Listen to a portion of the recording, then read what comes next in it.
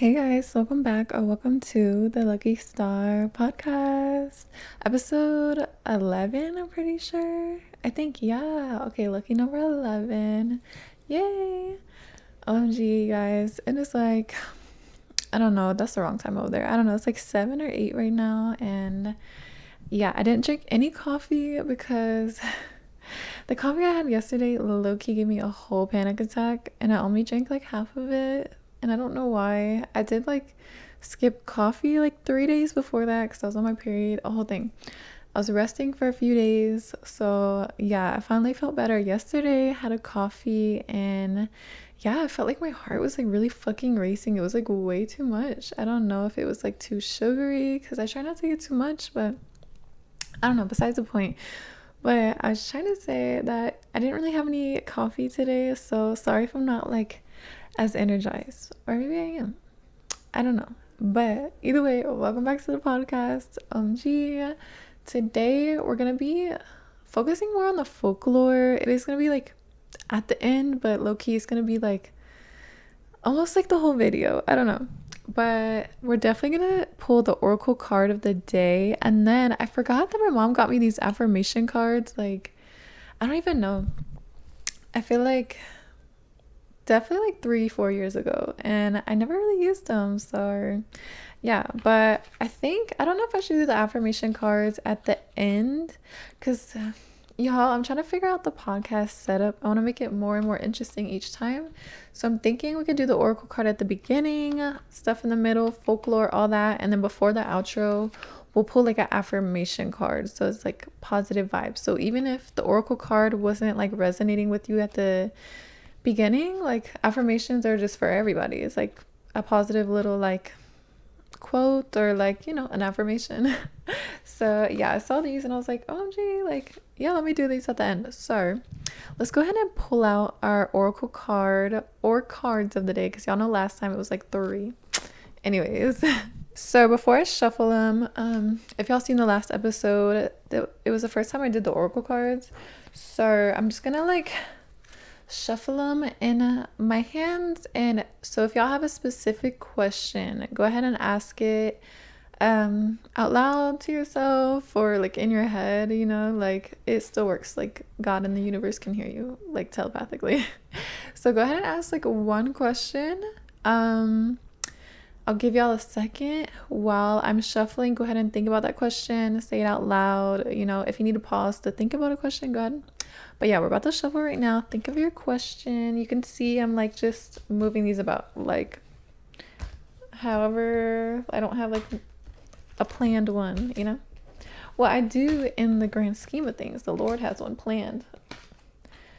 Reconsider popped out while I was shuffling. I think I'm gonna just stick with one because last episode I had like 3. So if you were looking for an answer, it's reconsider. Like I said in last episode, if it resonates with you, like take it. If it doesn't, it's okay. This is like a mass like channel. Like, I don't know if I'm saying that right. Like, this is going out to whoever. So it's not gonna resonate with everyone. You know what I'm saying? But if it resonates and you're like, shit, like I felt that, like use your intuition, like this is for you. Reconsider. Beautiful card. Hopefully you guys can see it without me having to get up. But yeah, beautiful card. Reconsider. And that's not a negative thing, just reconsider what you're thinking of and, like change direction if you need to, or change the decision you were about to do. But yeah, definitely reconsider, babes, right there. Yeah, I would shuffle to do more, but like I said, I just wanted to pull out one so it's not confusing everyone. So yeah, you guys, you might have at least one person needs to reconsider something. So like I said, that's not a bad thing. Like, you have time to think and find the best option for you, because if that answer was for you, whatever you're thinking of that you needed to reconsider was not the best option for you. But it's okay. We have time and chances to, change our mind and to reconsider, So that was our Angel Answers Oracle card for the day. That was fun. That went by fast. But yeah, like I said, I didn't want to pull like 1,000 different cards at the moment. So that'd be so much fun to like do more of these, but I at least want to do these once a podcast episode because these are fun and I love doing oracle cards and using my intuition, and y'all use your intuition to see if this is for y'all. Yeah. So like I said, I was on my period for a while. So besides me like literally scrolling on Instagram reels for like hours while I was like healing up, I did watch, I think it was either yesterday or the day before, a YouTube video, and it was kind of like out of the norm of what I watch. I mean, I have been watching like a lot of like the horrible podcast I talked about last podcast.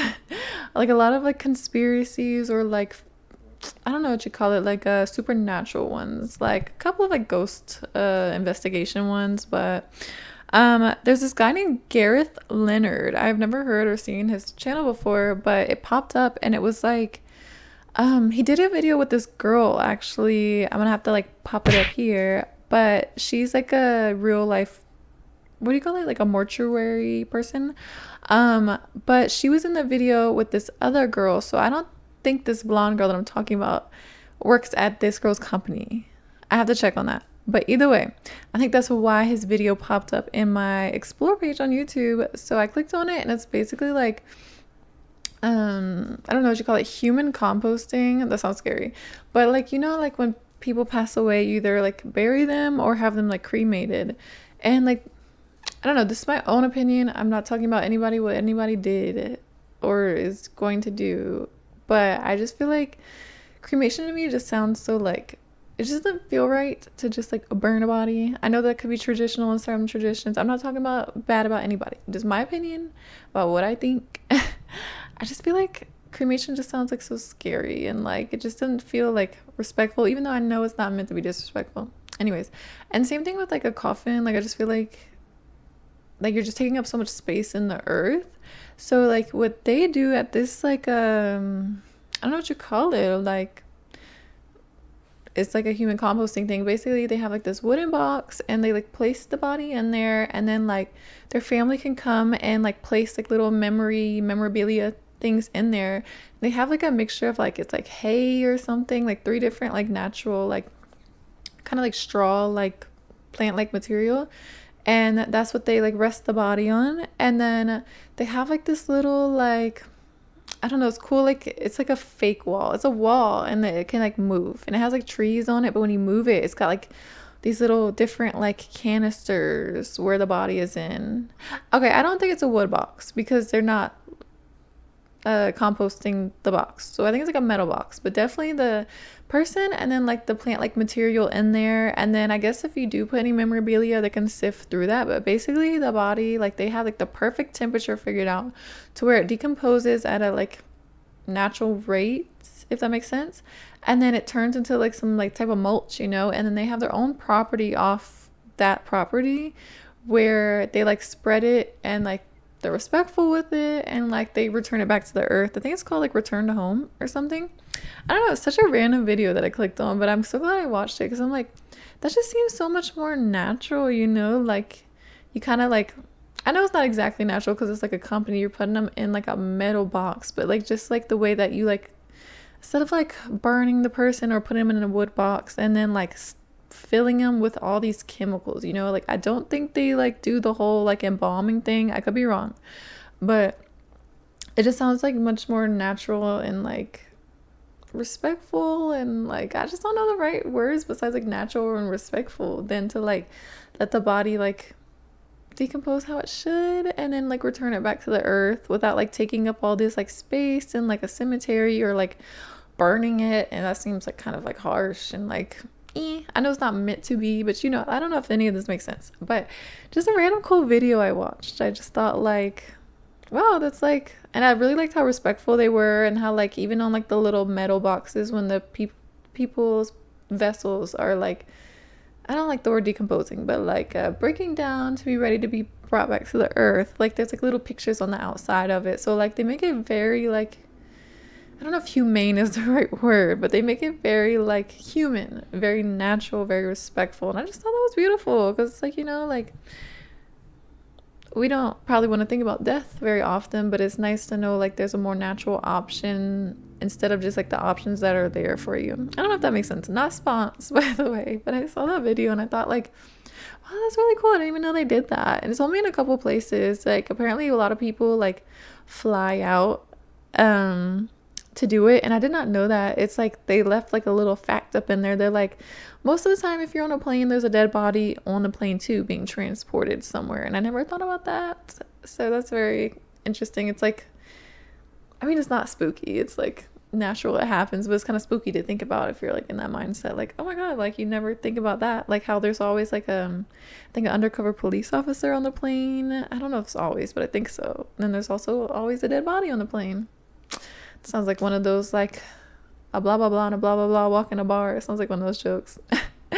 Anyways, but yeah, that was kind of a cool video I watched. But I did buy my purse for my birthday photo shoot, so I'm excited. Like I said, photo shoot as in like my mom's taking my pictures for me, and we're probably gonna go to like the casino and like find somewhere like cute in there before or after I gamble. I'm not gambling that much. We always spend like 20 or 40 bucks and pick like a fun little slot machine we feel called to, and we do that. Like we're not like big into like wasting a whole bunch of money.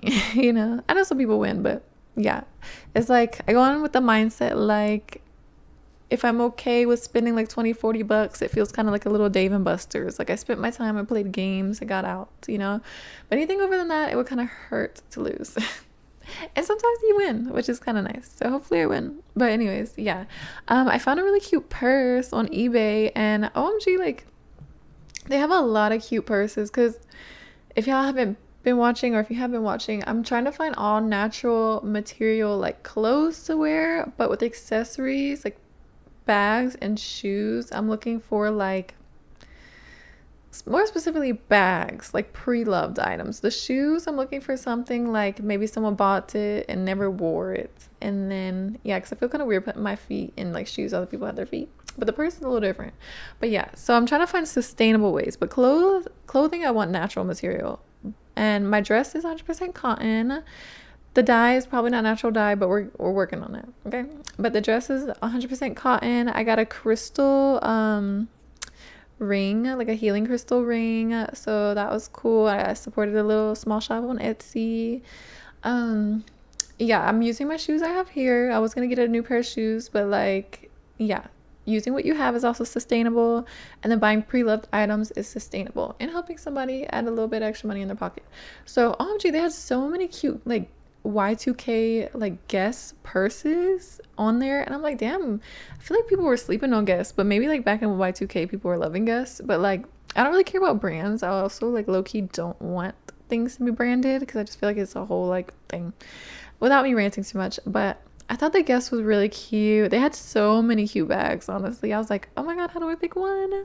But my mom got me the purse as like my birthday present, so it will be here soon, and I'm super excited. And yeah, I know I don't know if it was important to anybody, but it's important to me because I wanted to make my birthday fun and special, get myself a little outfit, take a little couple pictures to add to my Instagram profile, because I want to build up my Instagram so I can build up my YouTube viewers, and everything goes hand in hand.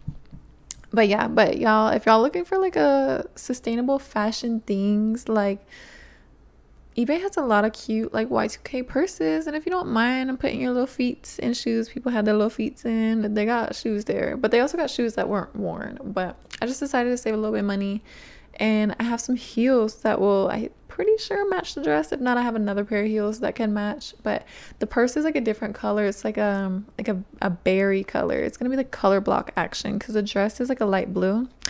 I have a vision, you know what I'm saying? So yeah, I'm really excited for that. And yeah, my birthday is coming up this Monday. I don't know when this podcast is going up, because I'm filming it today, and I'm gonna try to edit it today. But yeah, my period had me out for the count, so I'm kind of getting back off of the schedule I was trying to keep anyways. But you know, I'm trying my best, you know what I'm saying? So yeah.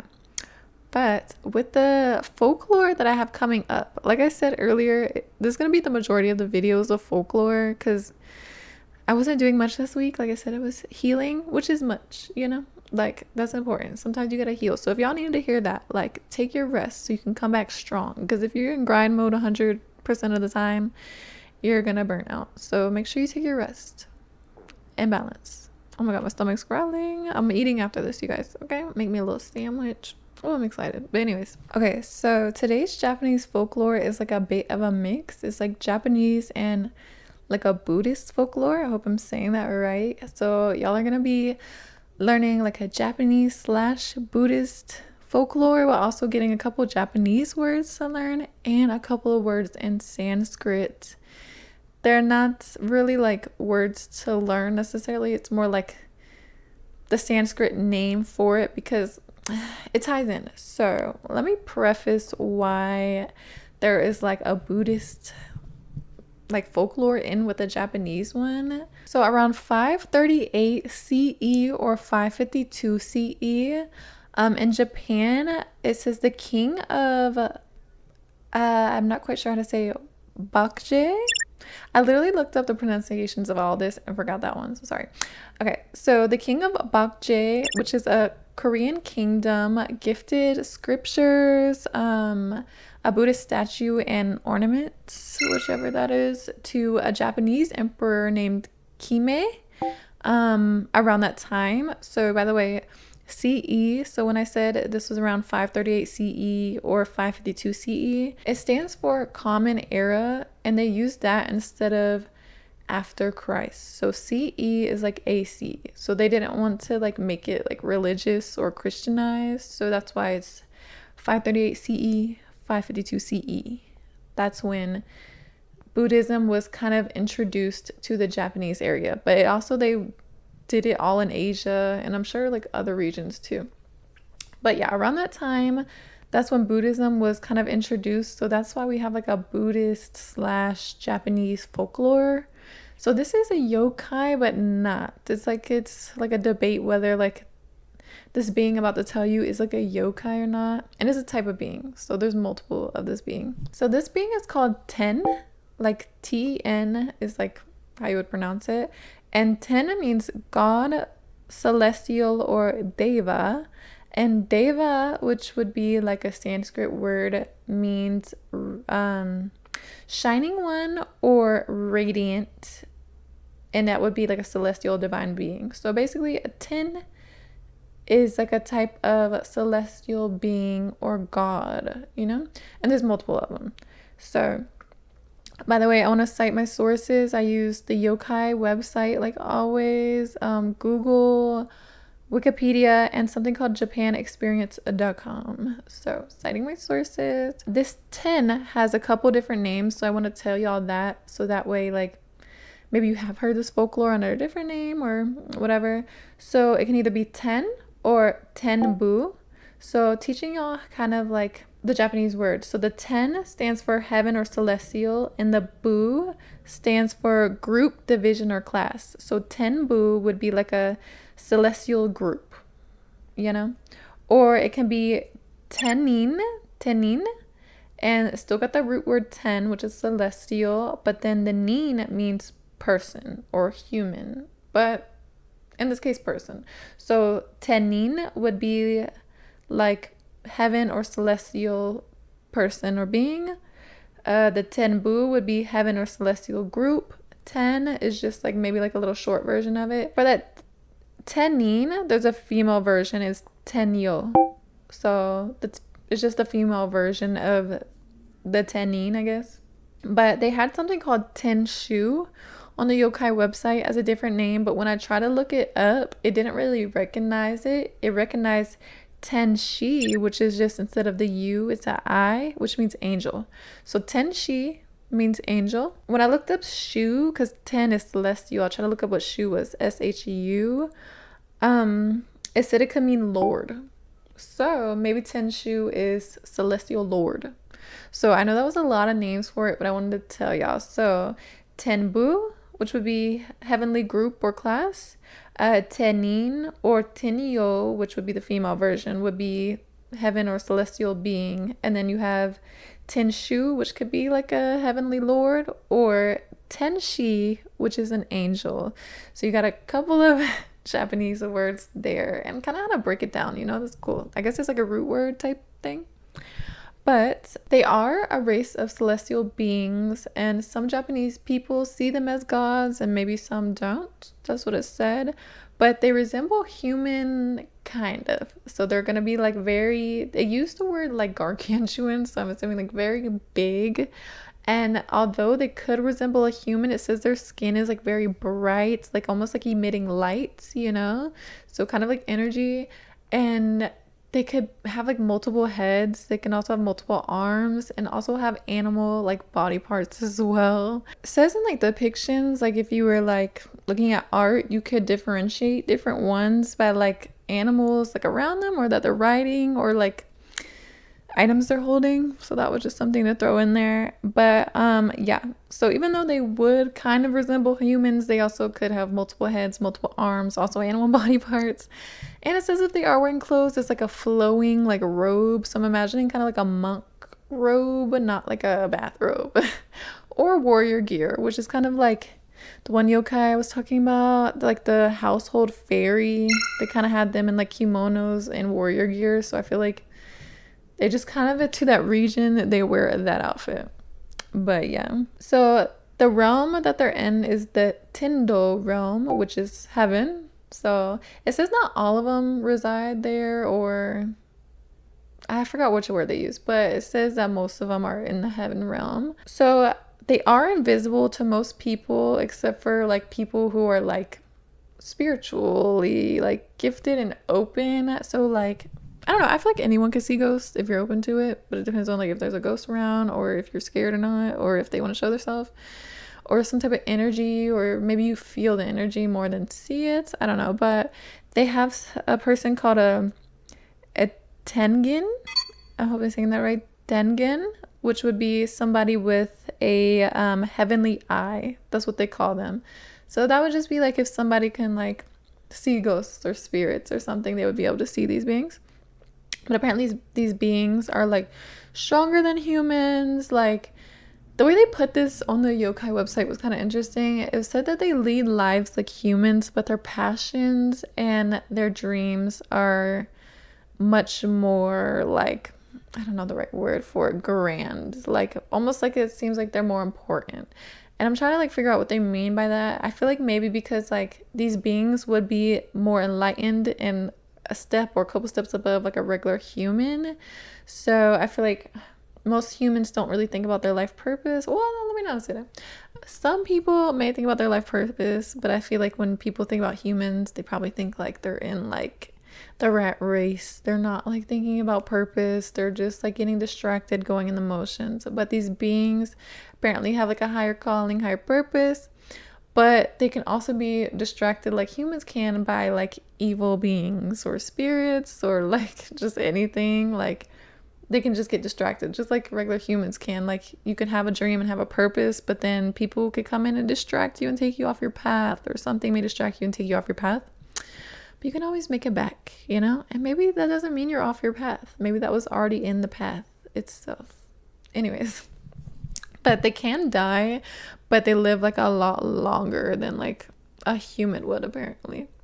So it also says they're capable of like flying and doing magical things. They didn't really say which magical things, but they can fly and like maybe perform miracles or something. And then also it says they don't need to eat or drink, but they can for like funsies. So that's interesting. Like I wonder what they like eat or drink. If I can find that, like pop it up here, bam, what they would eat or drink, if it would be like human food or if it's anything different.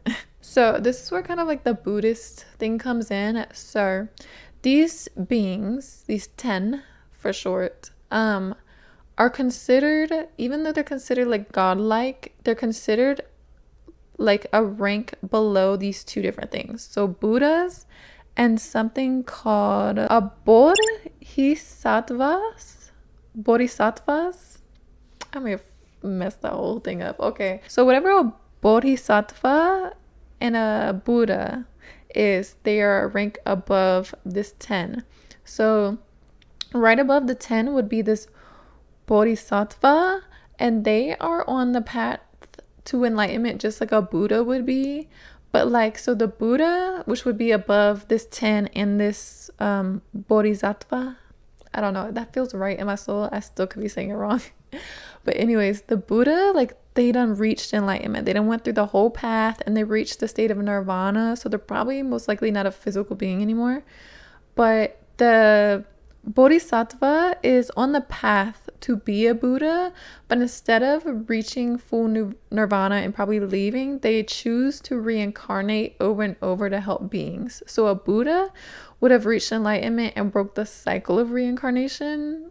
I don't know if they have the option to reincarnate though if they wanted to, but this Bodhisattva or whatever you call it, they choose to stay. So they are enlightened, but they choose to reincarnate over and over to help beings on Earth or whatever planet or plane they are on.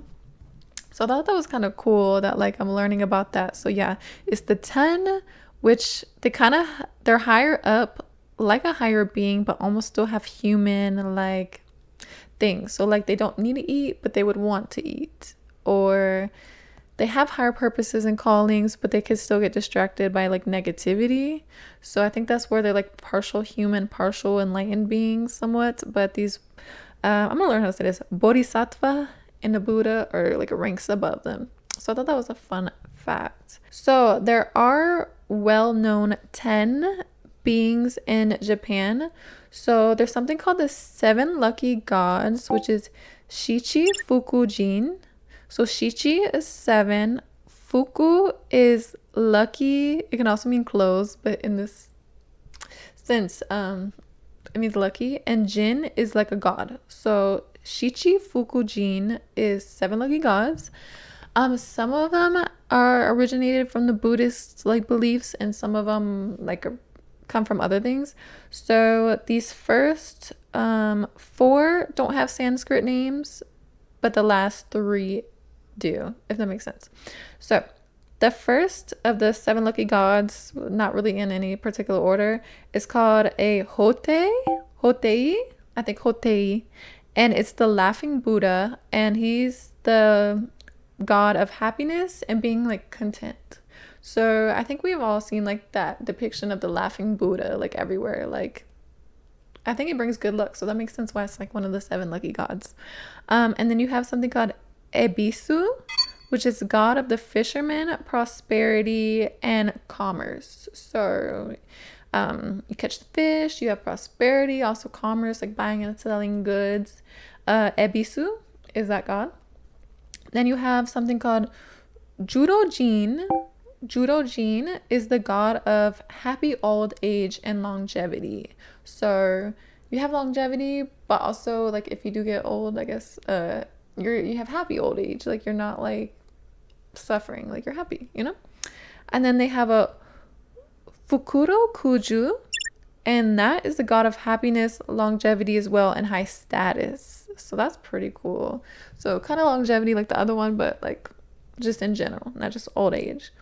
Okay, these last 3 of the 7 lucky gods also have Sanskrit names. So okay, I did really good with learning the pronunciations and looking up how to pronounce these Sanskrit names. And then I'm using my own practice of Japanese from Duolingo, trying to figure out how to pronounce these Japanese words. So the 5th of the 7 lucky gods is Benzaiten.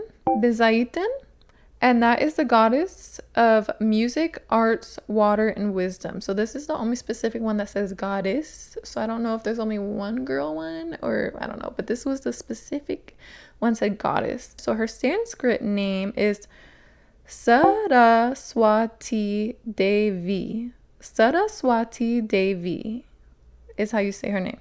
So Benzaiten is the Japanese name, and Saraswati Devi is the Sanskrit name. So I'm hoping I'm saying that right. I also love learning the Sanskrit all of a sudden because you most likely don't know. I have a back tattoo of the chakras, but it's the Sanskrit characters. So it's kind of cool to have a Sanskrit tattoo, and I'm kind of learning the Sanskrit too. Anyways, so the 6th one out of the 7 of the lucky gods is the Daikokuten, which is the god of wealth, career success, and agriculture. And the Sanskrit way to say that is Mahakala. Mahakala is the Sanskrit name for this Daikokuten. And then the last of the 7 lucky gods is the Bishamonten, which is god of warriors, guardians against evil, and protectors of Allah, which is very strong and powerful. But they're all strong and powerful, you know? Sanskrit name for that one is Vaishravana. Vaishravana is the Bishamonten Sanskrit name. Okay? And then there also are the 4 kings. So mind you, this is all different types of 10. So those 7 of the lucky gods were a type of 10. And they also have the 4 kings, which is Shiteno. Shiteno is the 4 kings. And the first one is Tamonten. And this one is also like that last one I just talked about, the Bishamonten, the god of warriors, guardians against evil, protector of the law, and all that. This says this Tamonten is also known as this. So I don't know if like they're pulling 2 jobs here. That's one of the lucky gods, but also one of the 4 kings. I don't know. Just stating what was put here. But this one guards the north. So this Tamonten or Bishamonten guards the north and is also the god of wealth and warrior victory.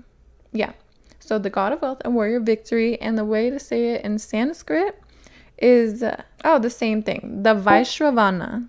So I think this is the same. So the Bishamonten in the 7 lucky gods is pretty much the same or the same type of the 4 kings. The Tamonten, the one that guards the north. And like I said, is the god of wealth and warrior of victory. So Tamonten, Bishamonten is the 2 Japanese names. And then the Sanskrit name is Vaishravana. Vaishravana. Okay, sorry that was a little confusing, but the last 3 of the 4 kings is a little bit less confusing.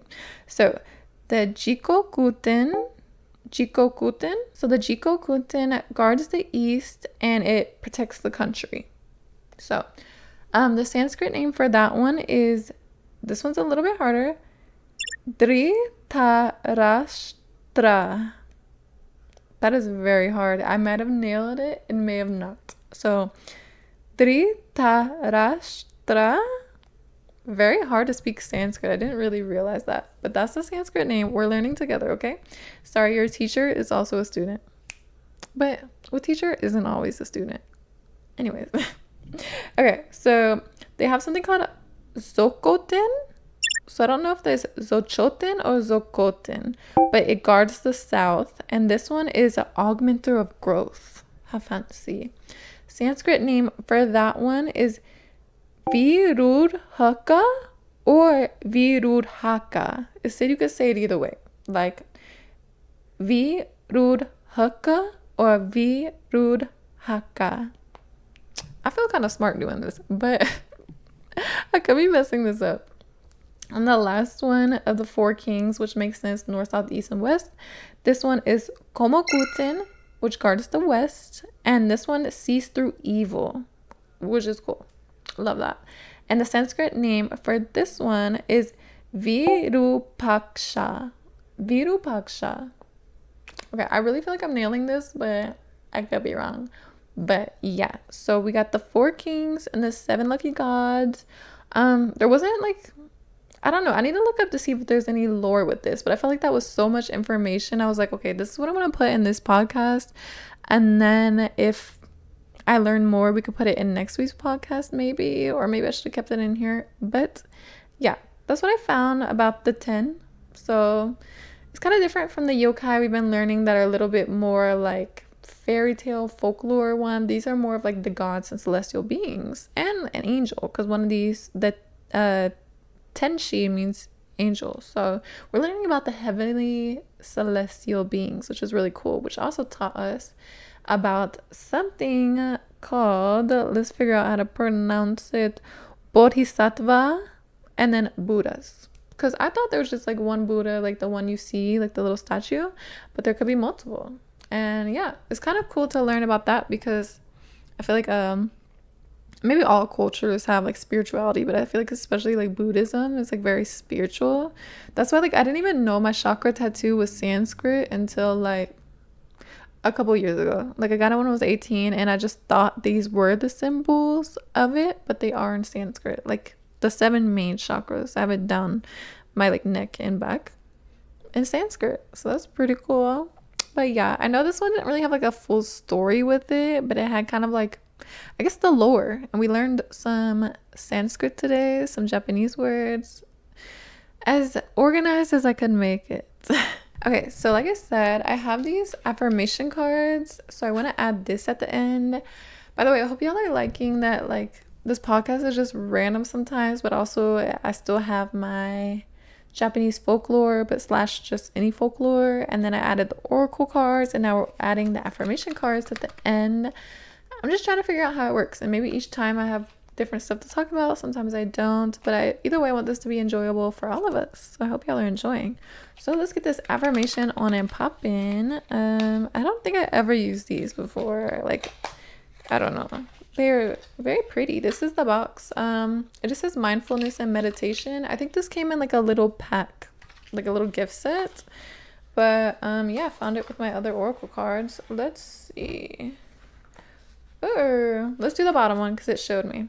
Hopefully this is something good. Oh my god. Okay, synchronicity. It says it's from the Buddha. So we were literally just talking about Buddhas. Okay. Just as rust eats away the iron from which it is produced, so do their own deeds lead the overindulgent into a miserable state. Okay, hold on. This was not... Let's see which affirmation card we want. I keep touching this one, but this one's super bright. We're gonna do this one.